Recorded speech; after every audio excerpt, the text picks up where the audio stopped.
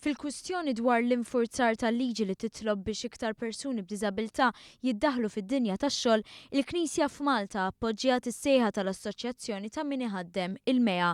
Il-MEA marret il-qorti u talbet li m'għandhomx ikunu penalizzati l-intrapriżi li ma jilħqux il-kwota ta' minn tal-inqas persuna b'diżabilità impjegata għal kull 50 impjegat. L-argument tal-Knisja hu li dan mhux dejjem hu possibbli minħabba diffikultajiet tekniċi u loġistiċi.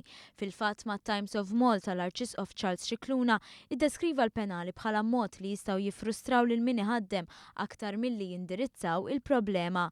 Scicluna żied jgħid li filwaqt li jaqbel li għandha tiżdied il-parteċipazzjoni ta' persuni b'diżabilità fid-dinja tax-xogħol, esprima r-riservi tiegħu għal mod kif dan qed ikun impost. It-talba tal-assoċjazzjoni kellha l-appoġġ tas-Segretarjat tal-Edukazzjoni Kattolika responsabbli mill-iskejjel tal-Knisja. Dwar dan mat-Times of Malta kkummenta wkoll il-kap tas-Segretarjat tal-Edukazzjoni Kattolika Charles Mallija li qal li qed isibuha diffiċli biex jidentifikaw x'tip ta' xogħol għandu jingħata lil dawn il-persuni. Spjega li għalhekk il-Knisja se tkun qed tiltaqa' ma' msieħba involuti f'dan il-qasam. Dan intqal ftit sigħat wara li l-qorti ma laqatx it-talba tal-Assoċjazzjoni ta' min iħaddem li jinħareġ mandat ta' inibizzjoni fuq l-iskema tal-Korporazzjoni għat-Taħriġ u x-Xogħol li tinforza l-liġi li titlob kwota ta' impjegati b'diżabilità. Minkejja li liġi ta' dan it-tip kienet ilha teżisti mill-1969 u kien dan il-gvern li beda jinfurza. Il-kumpaniji li ma jsegwuhiex se jkunu mmultati bil-flus imorru fond li jintuża għal taħriġ lil persuni b'diżabilità.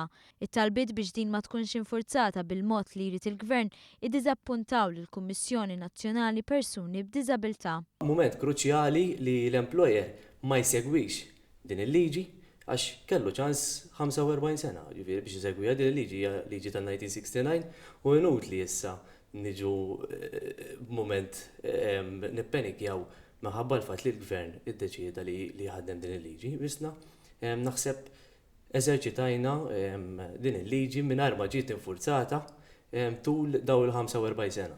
Nerġa' ngħid, il-persuni b'diżabilità u l-familjari tagħhom mhux sweetok iridu, azzjoni.